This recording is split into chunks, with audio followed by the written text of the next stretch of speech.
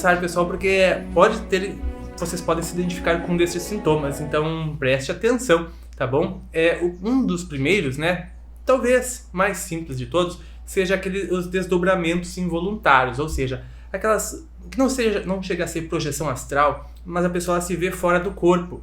Ela não consegue ir muito longe, ela não consegue fazer muitas coisas, mas ela percebe que ela sai do corpo por algum determinado momento, percebe ali que existe uma outra vida, uma outra realidade, uma outra existência, vê o seu corpo, pode até mesmo se assustar, e ela não consegue desenvolver aquilo, e aquilo acontece periodicamente. Isso pode ser um sinal para desenvolver a mediunidade.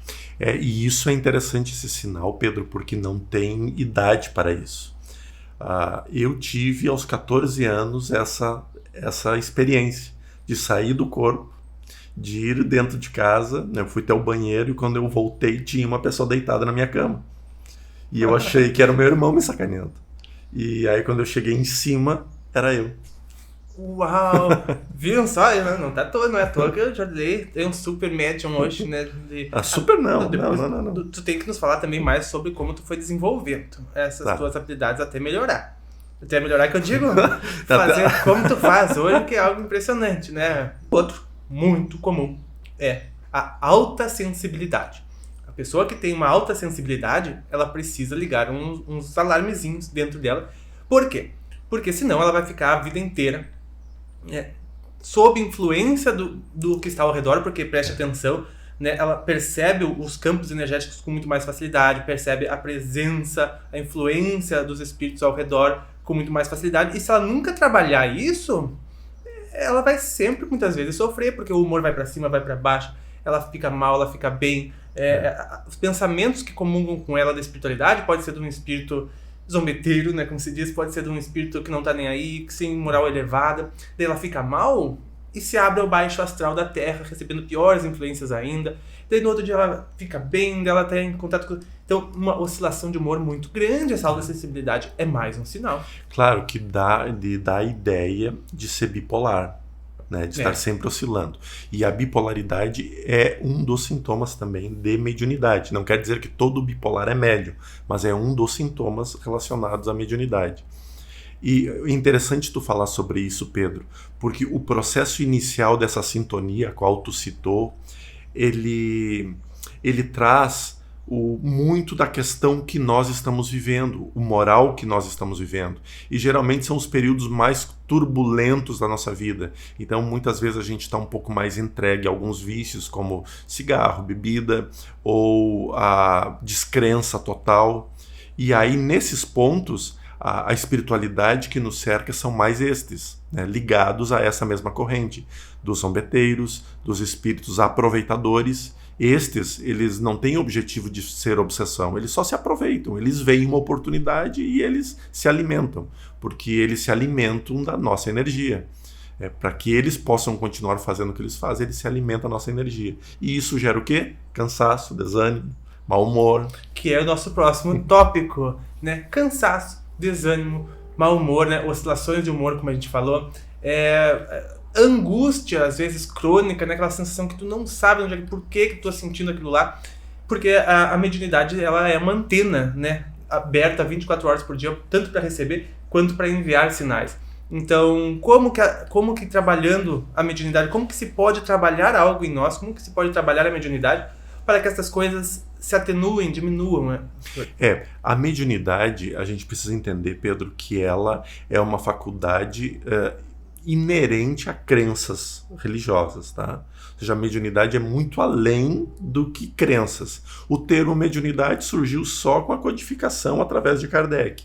Antes eram curandeiros, feiticeiros, magos, depois viraram bruxos, e aí foram perseguidos, e aí depois viraram médiums, e aí foi indo. E em todas as crenças e em todas as religiões, você tem isso. Se tem alguém que era, por exemplo, nas tribos indígenas, o pajé.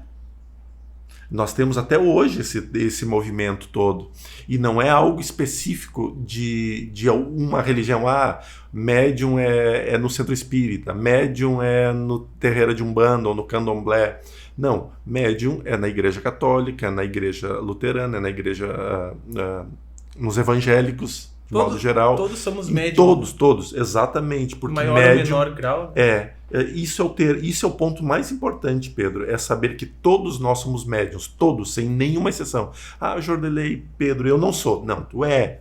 Tem um corpo físico e tem um espírito habitando, é médium. Sim. Né? Porque é um espírito habitando uma roupagem terrena e automaticamente, como espírito, tem contato com o mundo espiritual, consciente ou inconsciente, e como pessoa reencarnada, como espírito reencarnado, tem contato com o mundo físico, sim, imagina, com pessoas. Traduz o teu espírito aqui para a matéria, né? Exato. Todos os nossos pensamentos vêm mediunicamente. Porém, alguns trazem umas ferramentas mais elaboradas para desenvolver alguns trabalhos, que podem ser aceitos ou podem ser rejeitados. Né? Aí entra o livre-arbítrio de cada ser humano. Para mim, ocorreu dessa forma. Eu só fui saber da necessidade de trabalhar quando, por volta de 22, 23 anos, que começou uma série de agravos. Júlio, tu me disse, a gente estava escolhendo os tópicos aqui, para o tópico sobre o que a pessoa sente que ela precisa buscar, desenvolver a mediunidade. E Júlio, tu tem mais algum tópico para complementar? E ele me veio com a sensação de que nada dá certo. Essa eu não sabia. E eu tô contando, foi como ele desenvolveu-se. Porque quando eu era criança, eu tive esse lapso muito claro que está gravado na memória de sair do corpo e voltar e tá lá eu deitado. Né? Mas enxergar espíritos e vultos, isso era muito comum na minha infância. Né? E conversar com eles, nunca conversei com nenhum deles, porque eu morria de medo. Eu olhava, eu dava um jeito de tapar o rosto. Uma das coisas que me ajudava muito, porque nós morávamos numa casa, era muito humilde tudo lá. Hoje está muito diferente a casa dos meus pais. Mas nós não tínhamos um quarto para cada um, então tinha cama para quando recebia as visitas. Então eu e meu irmão mais velho, a gente dividia uma cama de casal. E eu sempre descobria que quando eu sentia muito medo pela presença espiritual, se eu encostasse nele, o pé, a mão, ou qualquer coisa que eu encostasse nele, aquilo me gerava um gatilho de segurança e eu não parava de ter medo. Né? Então, para ver, são os gatilhos, que eu não sabia como, mas eu criei esse gatilho. Mas depois que eu vim para cá, eu comecei a estudar, fiz minha faculdade, aí eu abandonei por completo qualquer ideia religiosa que pudesse existir. Não queria mais saber de igreja, não queria saber de nada, apenas focado no meu propósito, que era a minha profissionalização na área que eu escolhi. E foi muito interessante, porque a habilidade musical sempre foi muito forte em mim. Eu ia para as aulas de teoria musical, que é chato pra caramba, e toda vez que o professor falava, a sensação que eu tinha é que eu estava relembrando, porque eu já sabia aquilo. Eu já sabia, era algo impressionante.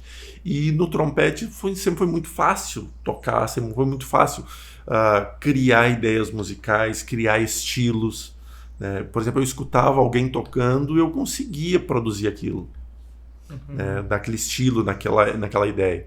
Só que quando terminou minha faculdade e eu entrei no mundo profissional, eu comecei a me dar conta de que eu produzia muito, mas quando eu necessitava expor a minha produção, não funcionava. Não funcionava, não tinha jeito. Tanto é que eu estava a ponto de desistir de tudo. Porque eu não conseguia produzir. Eu tinha eu perdia em torno de 70% do que eu sabia fazer. Ou seja, era um caos. Sim. Não era por nervosismo? Não, nunca tive nervoso. Nunca fui nervoso. Mas eu não produzia. E aí comecei a ficar muito ruim, muito depressivo. Aí foi quando eu tentei o suicídio pela primeira vez, né? As primeiras ideias, que graças à espiritualidade que já estava comigo e eu não sabia, me auxiliou. Isso, eu morava em Porto Alegre nessa época. Então eu fui para a Casa Espírita, procurei a Casa Espírita. E lá na Casa Espírita eu comecei a encontrar respostas e começou a me dar muita curiosidade.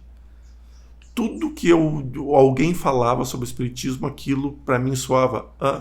Mas tem um ponto engraçado também, porque um dia andando com o meu professor de trompete lá de Porto Alegre, ele comentou que a filha viajou para Paris na lua de mel e lá eles foram visitar o túmulo de Kardec.